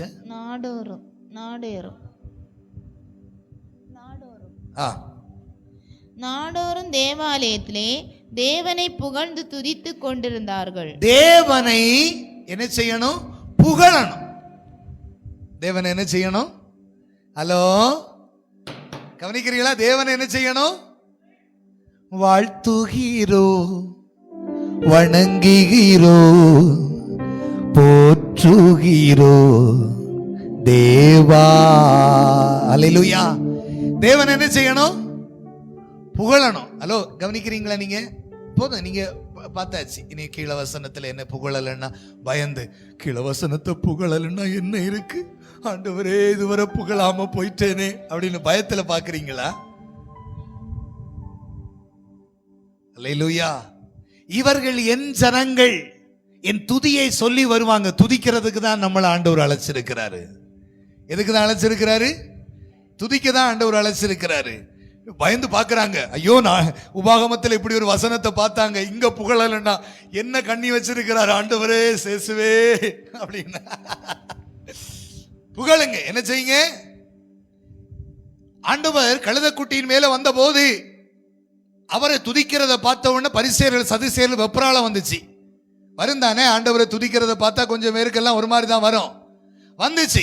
வந்த உடனே ஆண்டவர் சொன்ன, இவர்கள் துதிக்காவிட்டால் கல்லுகள் என்ன செய்யும்? துதிக்கும். அவருடைய துதி இவங்க பிசாசானவன், அதாவது தேவதூதனா இருந்தவன் துதியை நிறுத்தினவன அவனை தூக்கி போட்டுட்டாரு. தூக்கி போட்டுட்டு நம்மளை என்ன செஞ்சுட்டாரு? தெரிஞ்செடுத்துட்டாரு. மனுஷனுக்கு வாயிலிருந்து என்ன செய்ய, முப்பர்கள் மேலும் இளைஞர்கள் மேலும் பாலகர் மேலும் துதிகளை எழுப்புவேன்னு ஆண்டவர் நம்ம வாயில என்ன செஞ்சுட்டாரு? துதியின் சத்தத்தை போட்டுட்டாரு. அவனை என்ன செஞ்சுட்டாரு? வெட்டப்பட்டு அவன் தாளே விழுந்துட்டான். புரியுது? அதுதான் துதிக்கல். நம்ம துதிக்கலன்னா வேற ஆளு என்ன செஞ்சிருவார்? துதிக்க ஏற்படுத்திடுவார். வேற ஒண்ணும் இல்ல. நம்ம துதிக்கலன்னா அவரை துதிக்கிறதுக்கு வேற என்ன செய்திருவாரு? ஆட்களை ஏற்படுத்தி, நீ துதிக்கலன்னா போயா வேற யாரையாவது துதிப்பாங்க. அவ்வளவுதான். அங்கே சொன்னா கர்த்தர் எதிரா மாறுவாரு. இங்க எதுதான்? அமே ஸ்தோத்திரம். நீங்க துதிக்கலன்னா வேற யாரும் என்ன செய்வாங்க? துதிப்பாங்க. இந்த வசனத்துக்கு கீழே இல்லைங்க, அது அமே ஸ்தோத்திரங்கள் இல்லையா? ஆண்டவர் கழுதை குட்டி மேல வரும்போது தாவீதின் குமாரனே ஓசன்னா என்று பாடின அமே ஸ்தோத்திரம், அது வேற அதிகாரத்தில். இங்கே அவர்கள் தேவனை புகழ்ந்தார்கள். தேவனை என்ன செய்தார்கள்? புகழ்ந்தார்கள். ஒரு அல்லேலூயா சொல்லுங்களேன். அல்லேலூயா. அமே ஸ்தோத்திரம். சிலவங்க சொல்லுவாங்க, அந்த கடையில சாம்பார் வடை சூப்பர் ஐயா, புகழ்ச்சி. புரியலையா? யோசிக்கிறாங்க, எந்த கடையில சாம்பார் வடை சூப்பர்? அந்த கடையில சில ஒவ்வொரு கடையிலையும் ஒவ்வொரு ஒரு ஹோட்டல்னா ஒவ்வொரு இது, அது சில ஜூஸ் கடையிலன்னா அந்த கடையில் சிலது ஸ்பெஷலாக இருக்கும். சில கடையில் பீஃப் அது ஒரு ஸ்பெஷலாக இருக்கும். சில கடையில் அப்படி. புரியுதா உங்களுக்கு? சில அமே ஸ்தோத்திரம் சர்ச்சில் பார்த்துருக்குறோம், அவங்க ஆராதனை ஸ்பெஷலாக இருக்கும். ஒருவர் சொன்னார், எங்கள் சர்ச்சில் ஆராதனை எல்லாம் கொஞ்சம் அப்படிதான், செய்தி ஸ்பெஷலாக இருக்கும். எப்படி இருக்கும்? செய்தி ஸ்பெஷலாக இருக்கும். ஒரு சொன்னால் எங்கள் சர்ச்சில் ஒன்றுமே நல்லா இருக்காது, ஆனால் அந்த ஊழியக்கார அம்மாவும் ஊழியக்கார அவ்வாவுடையும் அந்த ஜெபம் ஸ்பெஷலாக இருக்கும். கரங்களை தூக்கி ஒரு அல்லேலூயா சொல்லுங்களேன். அல்லேலூயா. அமே ஸ்தோத்திரம். நான் அந்த இங்கே நம்ம கன்னியாகுமரி மாவட்டத்தில் தான் அந்த நம்முடைய புல்காஸ்வல் சபையில் இப்போ அவங்க மருதுகுறிச்சியில் இருக்கிறாங்க. அந்த மருதுகுறிச்சியில் இருக்கிற அவங்களுடைய ஒரு பாஸ்டர் ஐயாவை குறித்து ஒரு ஆள் சாட்சி சொல்லுகிறாங்க. பாஸ்டர் பிரசங்கம் அது இதெல்லாம் எவ்வளவு இருக்குன்னு தெரியாது, ஆனால் எங்களுக்காக வந்து பாஸ்டர் மனோஜிக்கு அப்பா எங்களுக்காக வந்து அந்த பாஸ்டர் எங்களுக்கு ஜெபம் பண்ணுவார். எப்படியோ தெரியல, எங்கள் இந்த ஜெபம் தான். இந்த பாருங்க, 2 மாடி வீடு, இதெல்லாம் அவருடைய ஜெபம், அவருடைய முட்டி எங்கள் வீட்டுக்குள்ள இருக்கு. முழங்கால் நின்று அப்படி ஜெபம் பண்ணுவார். அல்லேலூயா. ஒரு ஸ்பெஷல். புரிஞ்சுதா உங்களுக்கு? அல்லேலூயா. அமே ஸ்தோத்திரம். அப்போ ஒரு ஸ்பெஷல் ஆண்டவர்கிட்ட, அது மனுஷன்ட்ட ஏதோ 1-2 ஸ்பெஷல் தான் இருக்கும். அம்மாவா இல்லையா? மனுஷன்ட்ட ஏதோ 1-2 ஸ்பெஷல் தான் இருக்கும், ஆனா ஆண்டவர்கிட்ட எல்லாமே ஸ்பெஷல் தான். ஏன்னா அவர் ஸ்பெஷல் ஆனவர். புரியலையா உங்களுக்கு? அமே புரிஞ்சுதா உங்களுக்கு? அதை சொல்லி அமே ஸ்தோத்திரம். அல்லேலூயா. அதான் பக்தன் சொல்லுகிறான், நெருக்கத்திலே உம்மை அழைத்தேன், நீர் வந்து என்ன செய்தீர்? ஆபத்து காலத்தில் கூப்பிட்டேன், எனக்கு அனுகூலமாய் மாறினீர். எல்லாரும் கைவிட்டார்கள், நீர் என்ன கைவிட இல்லை. ஸ்பெஷல் ஆனவர் அவர். அப்ப இதெல்லாம் சொல்லி என்ன செய்யணும்? புகழணும். நான் சொல்லுவேன் ஆண்டவர்கிட்ட, ஆண்டவரே ஸ்தோத்திரம். ஒரு வேலைக்கு போனா வர ஒரு இடத்துல சூப்பர்வைசரா என்ன நியமிக்கிறாங்க. சொல்லுகிறாங்க, 10ஆம் கிளாஸ் படிக்காம எப்படி சூப்பர்வைசரா நியமிக்கிறது? அப்ப உலகம் சில அதாவது சில தகுதி, படிப்பு, குவாலிஃபிகேஷன் பார்த்தாங்க, தகுதி பார்த்தாங்க, இங்கிலீஷ் நாலேஜ் தெரியுமான்னு பார்த்தாங்க. பெண்டிகாஸ்டல் ஃபெடரேஷனுடைய தேர்தலுக்கு வரை இங்கிலீஷ் எழுதணும், இங்கிலீஷ் வாசிக்கணும், அப்படிப்பட்டவர்கள் தான் இருக்கணும். அவங்க எல்லாம் அப்படிப்பட்ட அதிகாரத்துக்கு எடுக்கும் போது ஊழியத்துக்கு நீ எதுவுமே வேண்டாம், பைத்தியமாய் தெரிகிறவர்களை தெரிந்து கொண்டவர். அப்ப இதை புகழலாம் தானே? எல்லாரும் இங்க இருக்கிறீங்களா? சேர்ந்து வர்றீங்களா? அமே ஸ்தோத்திரம், ஹல்லேலூயா. புரியுதா? இது மிகுந்த ஒரு ஆசீர்வாதத்தை கொண்டு வருகிறதான செய்தி. ஒரு அல்லேலூயா சொல்லுங்களேன். அப்ப தேவனை புகழணும். அமே தேவனை என்ன செய்கிறோம்? என்ன செய்யணும்? புகழ்ந்து. அமே ஸ்தோத்திரம். அவனால் என் நண்பன் வீட்டுக்கு போயிருக்கிறேன். என் நண்பன் மனைவி வந்து ஓடி வந்து என் நண்பன் சொல்லுகிறார், அதான் இன்னைக்கு ரொம்ப சந்தோஷமா இருக்கிறீங்களே, உங்க ஃப்ரெண்டை பார்த்ததுனாலயா அப்படின்னு எதெல்லாமோ புகழுகிறா. அவன் உன்ன கேட்குறான், உனக்கு ஏதோ தேவைப்படுது போல, உனக்கு ஏதோ தேவைப்படுது போல, ஏதோன்னு தைரியமா கேளு. இல்லை அவரு போகட்டும், அவரு நான் தான் அவன், சொல்லு நீ தைரியமா சொல்லு. இல்லை அங்கே கல்யாணம் வருது இல்லையா, நமக்கு வள்ளியூருக்கு போகண்டாமா, அவை துணி எடுக்க வேண்டாமா, ரொம்ப நாள் ஆச்சு இல்லையா. இப்ப ஏன் கேட்குற? இப்ப கேட்டாதான் உங்க ஃப்ரெண்ட் இருக்கிறனால திட்ட மாட்டீங்க. அல்லேலூயா.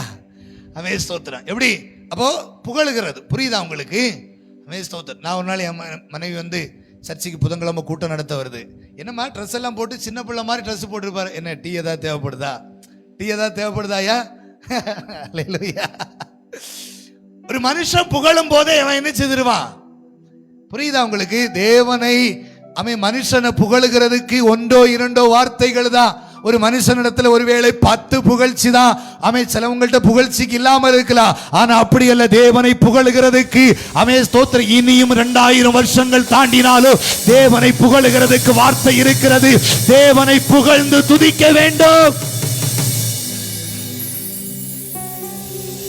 எல்லா புகழும் எல்லா துதியும் அமே எல்லா புகழும் துதியும் அவர் ஒருவருக்கே. அல்லேலூயா. ஆமே. துதி கனம் மகிமை எல்லாம் அவருக்கே. அப்ப என்ன செய்யணும்? தேவனை புகழணும். தேவனை என்ன செய்யணும்? அதான் புகழ்ச்சியான பாட்டு பாடுகிறோம் தானே, புகழ்ச்சியான பாட்டு பாடுகிறோம் தானே. செங்கடல் உம்மை கண்டு, அப்பதான் நம்ம ஆளு துணியை இன்னைக்கு இங்க வைக்கிறது. செங்கடல் உம்மை கண்டு ஓட்டம். அப்ப ஆண்டவர் பாப்பாரு, இவளுக்கு நிப்பையும் இவளுக்கு பாட்டையும் பார்த்து அவர் ஓட்டம் பிடிச்சிருவாரு. முழு மனசு செங்கடல் உம்மை கண்டு ஓட்டம். அது ரசிச்சு பாடுகிறவன பார்த்துருக்கீங்களா? சாப்பாடு ஒருத்தர் உள்ள போயிட்டு இப்படி வச்சான், பாக்குறவன் நினைப்பா, ஐயோ என்ன ஆச்சு, ஏதோ கல்லு இல்லைன்னா உப்பு இல்லைன்னா வேற ஏதோ சம்திங் ராங் ஆயிருக்கு, அப்படிதானே? அப்ப உள்ள போனது ருசிக்கத்தக்க வண்ணமாக இருந்தா என்ன செய்வான் அவன்? பாடுவோ ஆடுவோ.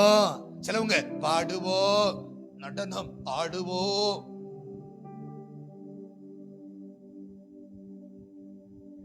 பாட்டுல என் கைகளை உயர்த்தி உயர்த்தி அப்படின்னு பாடுகிறோம். அப்பதான் நம்ம ஆட்கள்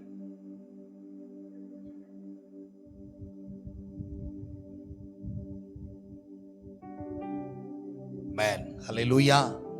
ப்ளீஸ் ஆராதனையில குறை வைக்காதீங்க, புகழுல குறை வைக்காதீங்க, தேவனுக்கு துதி சோத்திரம் சொல்லுகிறதுல அலட்சியம் வைக்காதீங்க.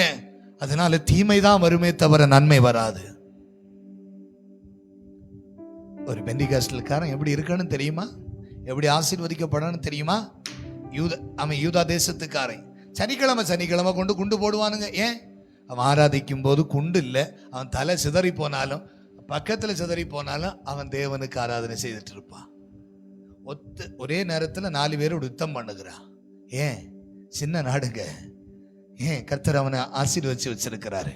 உலக நாடுக்கு அவ்வளவும் கோடிகள் காசு கொடுக்கிற அளவுல சவக்கடல்ல அவனுடைய அமேஸ்தோத்திரம் அவ்வளவு ஆசீர்வாதம் அங்க இருக்குது அவனுடைய தேசத்துல.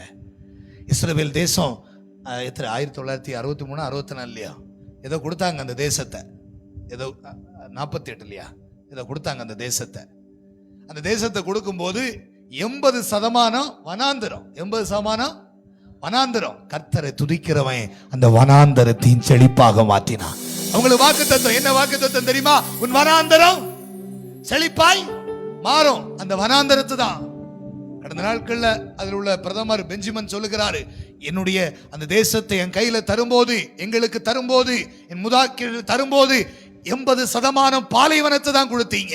ஒரு எதுவுமே ஒண்ணுமே பயன் இல்லாத அந்த பாலைவனத்துல இருந்துதா நான் இன்னைக்கு ஆண்டவரை துதிச்சதுனாலதான் உலக நாட்டுக்கெல்லாம் அவன் கடன் கொடுக்கிறான், அவன் அந்த ஒப்பந்தம் பண்ணுகிறான், உலக நாடெல்லாம் அவனுக்கு தெரியுதுன்னா அவன் கர்த்தரை துதிக்கிறதுல உத்தமனாக இருந்தான், உண்மை உள்ளவனாக இருந்தான்.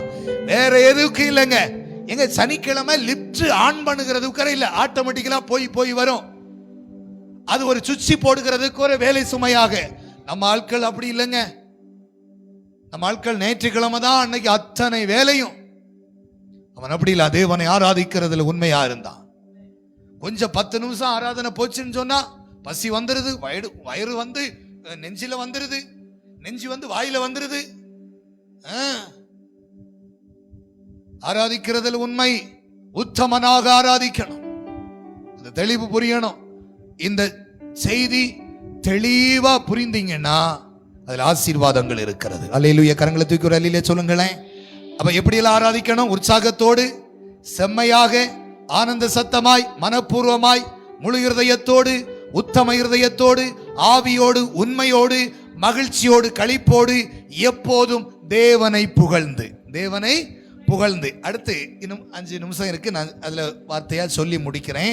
கர்த்தரை துதிப்பது எப்படிப்பட்டது? கர்த்தரை துதிப்பது எப்படிப்பட்டது? ஒரு வசனத்தை எடுங்க. 147:1, சங்கீதம் 147:1 வாசிங்க. எல்லாரும் எடுங்க, வேகமா எடுங்க. சங்கீதம் 147:1.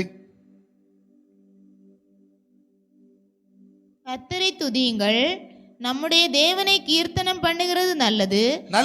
முதல்ல என்னது? நல்லது. அடுத்து துதித்தலே இன்பமும். துதித்தல் என்னது? இன்பமானது. துதிக்கிறது என்னது? இன்பமானது. முத தலைப்பு கர்த்தர் எப்படி துதிக்க வேண்டும், அதை முடிச்சுக்கிட்டேன்.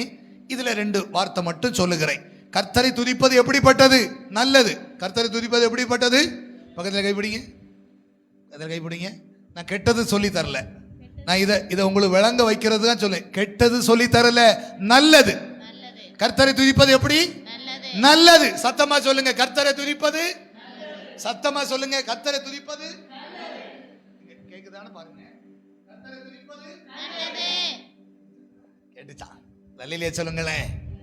கர்த்தரை துதிப்பது நல்லது. அடுத்தது இன்பமானது. கர்த்தரை துதிப்பது துன்பமானதை சொல்லி தரல, நான் இதுவரை சொல்லி கொடுத்தது இன்பமானது.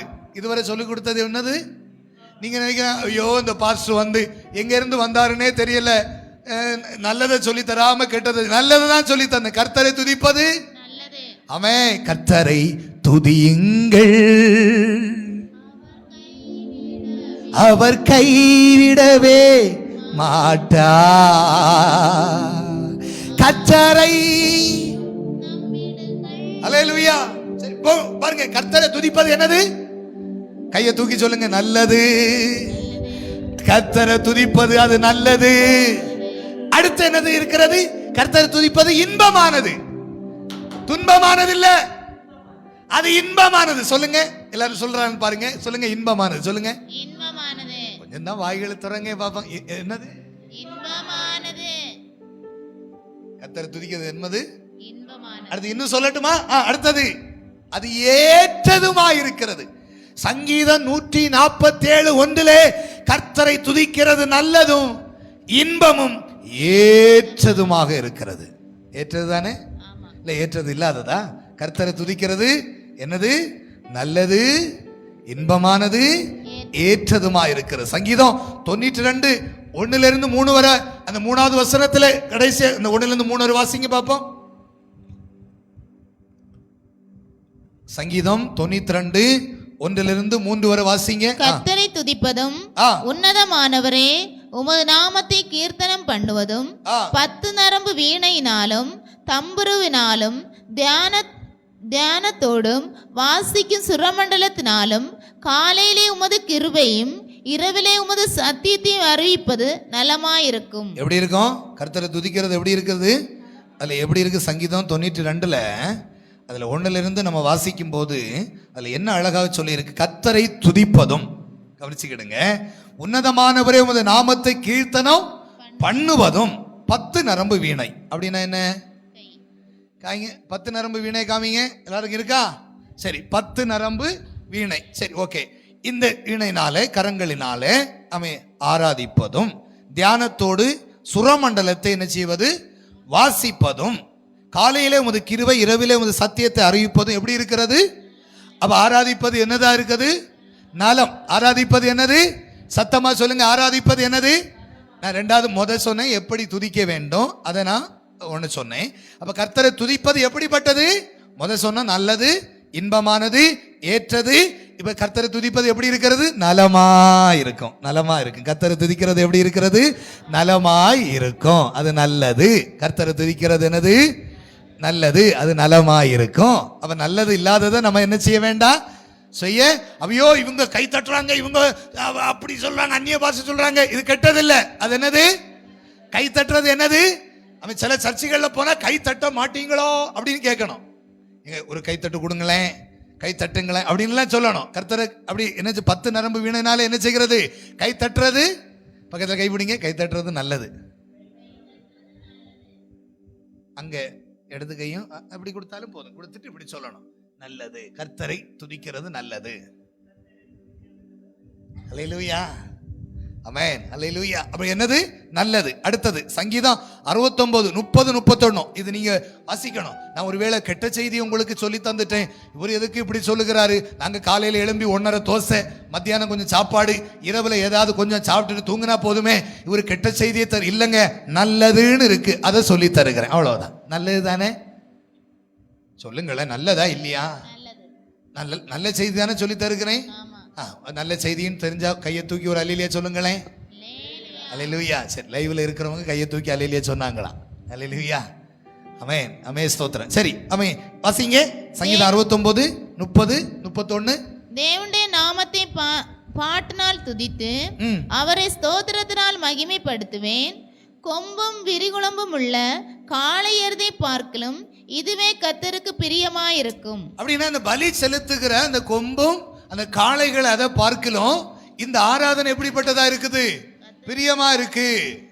நீ ஆயிரங்கள் லட்சங்கள் கொடுத்து தேவாலயம் கட்டுகிறதை பார்க்கலும், நீ அவன் ஸ்தோத்திரங்கள் இல்லையே பாஸ்டருக்கு கார் வாங்கி கொடுக்கறத பார்க்கலும். அவன் சிலவங்க அப்படிதான், பாஸ்டருக்கு கார் வாங்கி கொடுக்கணும், பாஸ்டருக்கு என்ன செய்யணும், அவருக்கு ஐயோ பாவம். சிலவங்க 5 கார் வச்சிருப்பாங்க, 6வது கார் இவங்க வாங்கி கொடுப்பாங்க. அதெல்லாம் பிரியம். கர்த்தரை துதிப்பது லட்சக்கணக்கில் காணிக்கை கொடுப்பதல்ல. பைபிள் சிலவங்க பைபிள் அது சேவை செய்யற தான தர்மம். அதை பார்க்கலும் கர்த்தரை துதிப்பதுதான் எப்படிப்பட்டது? பிரியமா இருக்குது. ஹலோ, ஃபர்ஸ்ட் பிரியமே தேவனை ஆராதிப்பது. சிலவங்க லட்சக்கணக்கில் நான் காணிக்கை கொடுக்குறேன், லட்சக்கணக்கில் காணிக்கை கொடுக்குறவங்க எல்லாம் பார்த்துருக்கேன். சபையில் இப்படிதான் இருப்பாங்க, அப்படி இருப்பான் கையை கட்டிட்டு. அதெல்லாம் பிரியம் இல்லப்பா. நீ வேணா கோடி வேணாலும், உனக்கு உண்டானவைகளை எல்லாம் வேணாலும் கொடு. அமே ஸ்தோத்திரம். ஆனா கர்த்தருக்கு பிரியம், அமே ஸ்தோத்திரம், தேவனை ஆராதிப்பது. கர்த்தருக்கு பிரியம் இது, தேவனை ஆராதிப்பது. அமே ஸ்தோத்திரம். உற்சாகமாய் கொடுக்கிறவனிடத்தில் பிரியப்படுகிறாரு. அதை பார்க்கலும் பிரியம் எது? தேவனை ஆராதிப்பது. ஏன்னா கர்த்தர் நம்மை ஆராதனை தான் என்ன செய்கிறாரு? விரும்புகிறார். அல்லேலூயா. அப்ப எப்படி கர்த்தரை ஆராதிப்பது, அமை கர்த்தரை துதிப்பது எப்படிப்பட்டது? அவருக்கு பிரியமா இருக்கு. எப்படி இருக்குது? பிரியமா இருக்கு. நல்லது, இன்பம், ஏற்றது, நலமா இருக்கு, பிரியமா இருக்கிறது. சங்கீதம் 50:23 பார்க்கிறோம், அவர் மகிமைப்படுகிறார். சங்கீதம் 50:23 வாசிங்க.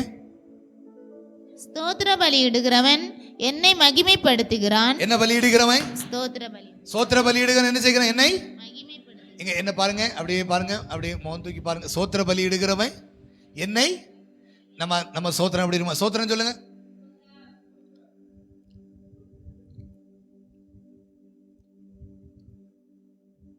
சோத்திரம். சோத்திர பலி எடுக்கிறோம். என்ன செய்கிறான்? என்னை மகிமை. எபிரேயர்ல ஒரு வார்த்தை நம்ம 13-15 வாசித்ததில் இருக்கு. உதடுகளின் கனியாகிய ஸ்தோத்திர பலிய. சிலங்க ஸ்தோத்திரம் சொல்லுகிறது என்னதோ அது இந்த சில பிள்ளைங்க முன்னாடி இப்பதான் பஞ்சகாலம் இல்லை, கொஞ்சம் முன்னாடி எல்லாம் பஞ்சகாலங்கள்ல முட்டாய் வாங்கிட்டு போயிட்டு அப்படியே நுழைச்சி சாப்பிடுவாங்க. கேட்டால் பக்கத்தில் இருக்கிறவங்க பெஞ்சில் இருக்கிறவங்க கொடுக்க வேண்டிய இருக்குன்னு. நாங்கள் எல்லாம் அப்படி சாப்பிட்ருக்கோம். 1 பைசா தான் இருக்கும் ஒரு முட்டாய் வாங்கி சாப்பிட்றது. பக்கத்தில் இருக்க வாங்கினா நமக்கு தருவான், அவனை பார்க்காம சாப்பிட்றது மாதிரி. இது சோத்திரம் சொல்லுங்கன்னு சொன்னால் அப்படியே வாயில் வச்சுட்டு அப்படியே இருக்கிறது. அல்லேலூயா. 50:23 வாசிங்க. ஒருத்தன் ஸ்தோத்திர பலி இடுகிறவன் என்னை மகிமைப்படுத்துகிறான். அப்ப என்ன செய்கிற ஆராதனை எப்படிப்பட்டது? கர்த்தரை துதிப்பது எப்படிப்பட்டது? அவர் மகிமைப்படுகிறார். என்ன செய்கிறாரு? அவர் என்ன செய்கிறாரு? அப்ப ஆராதனை எப்படிப்பட்டது? கர்த்தரை துதிப்பது எப்படிப்பட்டது? அவர் மகிமைப்படுகிறாரு. சரி, நான் கேட்கிறேன், என்னை கனம் பண்ணுகிறவன் நானும் அவரை மகிமைப்படுத்துகிறவரை சொல்லுங்களேன். அவரை மகிமைப்படுத்துகிறவர்கள் என்ன செய்ய? இது அவரை மகிமைப்படுத்துகிறது கிடையாது. ஸ்தோத்திரம் சொல்லுங்க. 3 ஸ்தோத்திரத்துக்கு மேல வாய் வரல. பிசாசு கட்டி வச்சிருக்கிறான். இயேசுவின் நாமத்தில் அந்த கட்டுகள் மாறட்டும். தயவு செய்து விடாதீங்க. நீ எனக்காக ஸ்தோத்திரம் பண்ணல, புல்காஸ்பல் சர்ச்சுக்காக ஸ்தோத்திரம் பண்ணல, பாண்டிவளை திருச்சபைக்காக விசுவாசிகளுக்காக ஸ்தோத்திரம் பண்ணல. நீ யாருக்காக ஸ்தோத்திரம் பண்ற? கர்த்தருக்கு மகிமைப்படுத்துகிற அந்த மகிமை உனக்கே வந்து சேரும். அல்லேலூயா. அவருக்கு எதை கொடுத்தாலும் அதை அவர் என்ன செய்வாரு? சொல்லுங்க. அவருக்கு எதை கொடுத்தாலும் அதை அவர் என்ன செய்வாரு? திருப்பி தருவாரு. ஆமாவா இல்லையா? அவருக்கு எதை கொடுத்தாலும் அவர் என்ன செய்வாரு?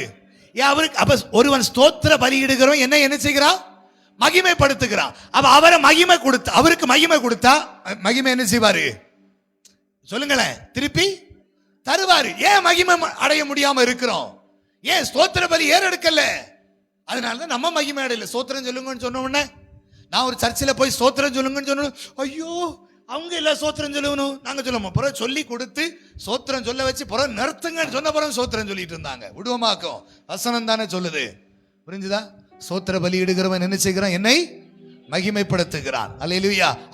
அவருக்கு என்ன கொடுத்தாலும் அவர் என்ன செய்வார்? திருப்பி சொல்லுங்களேன். அவருக்கு என்ன கொடுத்தாலும் அவர் என்ன செய்ய? திருப்பி தருவார். அல்லேலூயா.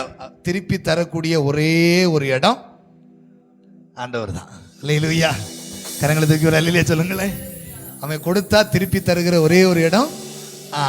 நீ என்ன கொடுக்கறியோ அதை திருப்பி தருவார். அல்ல எதை அளக்குறியோ அதை அந்தபடி உனக்கு அளக்கப்படும். அல்லேலூயா. எந்தபடி ஸ்தோத்திரம். எதை விதைக்கிறியோ அதை அறுப்பாய். மகிமை விதைச்சா மகிமை என்ன செய்வ? கிடைக்கும். அப்ப புரிஞ்சுதா உங்களுக்கு? எப்படி துதிக்க வேண்டும் என்கிற ஒரு பட்டியல் சொன்னேன். துதிக்கிறது எப்படிப்பட்டதுன்னு சொன்னேன். நல்லது. சொல்லுங்க, எல்லாம் சேர்ந்து சொல்லுங்க என் கூட. நல்லது. சத்தமா சொல்லுங்க பார்ப்போம். அந்த வாயின் கட்டுகள் மாற. நல்லது. இவ்வளவுமா சத்தம்? பின்னாடி சொல்லுங்க. நல்லது, இன்பமானது, ஏற்றதாயிருக்கிறது, நலமாயிருக்கிறது, பிரியமா இருக்குது, மகிமைப்படுகிறார். சரி, அவ்வளவு இருக்குது இல்லையா? நல்லது தானே? சரி, ஜோமனுமா நல்ல வார்த்தைகள், நல்ல ஆலோசனை கிடைச்சிச்சா? எழுதி வச்சிங்களா? ஒருவேளை இது மறந்து போச்சுன்னா இந்த செய்தியை லைவ்ல இருக்கும், பார்த்து பயனடைங்க. கர்த்தர் நம்மை ஆசீர்வதிப்பார். அப்படி நல்ல வார்த்தைகளுக்காக ஸ்தோத்திரம் பண்ணுங்க. ஸ்தோத்திரம், ஸ்தோத்திரம், ஸ்தோத்திரம், ஸ்தோத்திரம். நல்ல ஸ்தோத்திரம். வாய் திறந்து நம்ம இப்பதானே சொன்னேன். யாரும் கட்டாயத்தில் சொல்லக்கூடாது. நல்ல ஆண்டவர் பிரியப்படுகிற அளவுல இருக்கணும். ஸ்தோத்திரம், ஸ்தோத்திரம், ஸ்தோத்திரம். நல்ல ஸ்தோத்திரப்படி இருங்க. ஸ்தோத்திரம்.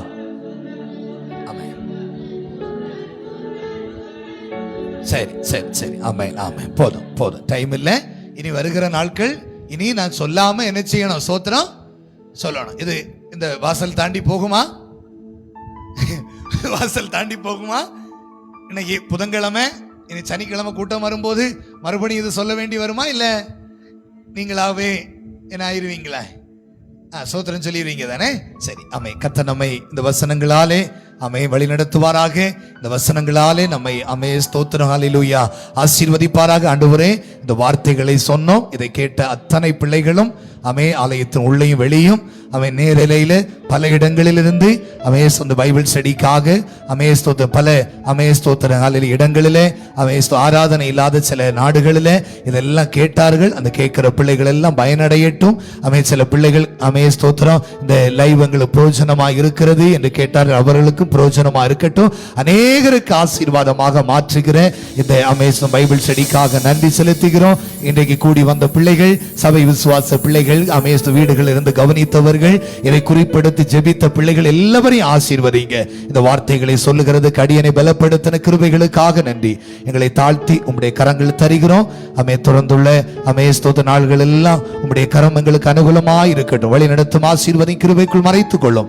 இயேசுவின் நாமத்தில் ஜெபிக்கிறோம் ஜெபங்கேளும் எங்கள் ஜீவன் நல்ல தகப்பனே.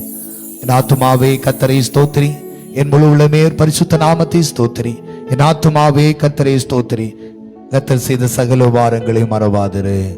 ஆமென். அல்லேலூயா, அல்லேலூயா, அல்லேலூயா.